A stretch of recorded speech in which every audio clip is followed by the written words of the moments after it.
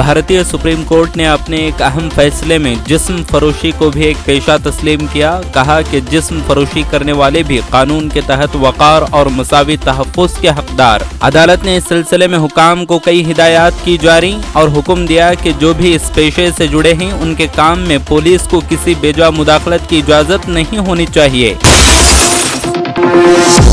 जम्मू और कश्मीर की गरमाई राजधानी श्रीनगर के सोरा इलाके में होने वाले तसादुम में लश्कर-ए-तैयबा से ताल्लुक रखने वाले 2 मिलिटेंट्स को किया गया हलाक। पुलिस ने मौके वारदात से AK-47 राइफल की बरामद।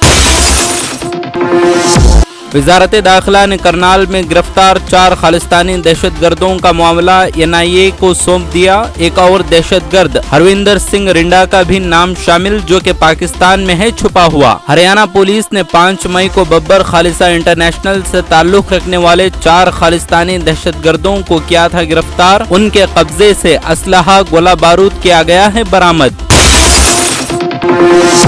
अदालत ज्ञान व्यापी मस्जिद मामले में समाअत कर सकती है या नहीं। प्लेसेस ऑफ वर्शिप एक्ट 1991 के ताल्लुक से जिला अदालत में केस की बरकरारी को लेकर होनी है समाअत। इस मामले में मुल्क के लोगों की नजरें इस केस को लेकर जिला अदालत पर टिकी हुई, तो वहीं जिला अदालत ने अब इस मामले में अगली समाअत की तारीख 30 मई को है रखी।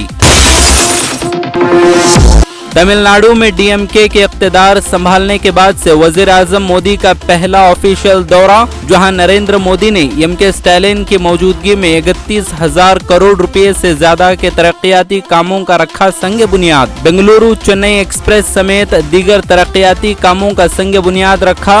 इन प्रोजेक्ट्स में रेलवे, पेट्रोलियम, रिहाइश और सड़क जैसे अहम बुनियादी शोबे हैं शामिल।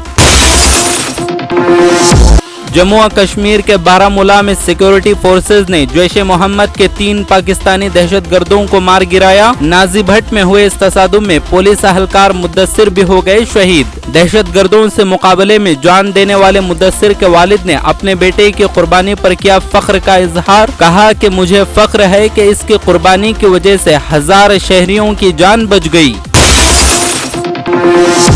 मध्य प्रदेश के रेवा जिला में मुतनाज़ा जमीन को लेकर फिरका वाराना तसादुम की खबरें आ रही हैं सामने। पुलिस के मुताबिक एक साबिक BJP काउंसलर लोकेश गुप्ता मुतनाज़ा जमीन पर तामीरी काम शुरू करने वाले थे। मुसलमानों ने एतराज करते हुए दावा किया कि जमीन मस्जिद की है।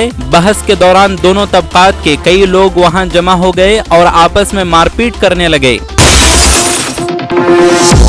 जम्मू और कश्मीर में अलहदा इलाका बनाने का ख्वाब देखने वाले लीडर यासीन मलिक की बाकी जिंदगी दुनिया से अलग थलग तिहाड़ की जेल नंबर 7 में गुजरेगी। उसे जेल में भी बाकी 13,000 कैदियों से अलग रखा जाएगा और इससे कोई काम भी नहीं लिया जाएगा। फिलहाल इस जेल के आसपास की सिक्योरिटी काफी सख्त कर दी गई। कर्नाटक की पड़ोसी रियासत तेलंगाना के वजीर आला के चंद्रशेखर राव ने बेंगलुरु के अपने दौरे में साबिक वजीर आजम देवे गौड़ा और कर्नाटक के साबिक वजीर आला कुमारस्वामी से की मुलाकात और ऐलान किया कि अवाम 2 या 3 माह बाद एक सनसनीखेज खबर सुनेंगे। मुलाकात में मुल्क की मौजूदा सूरत हाल के साथ साथ सियासी उमूर पर भी गुफ्तगू की।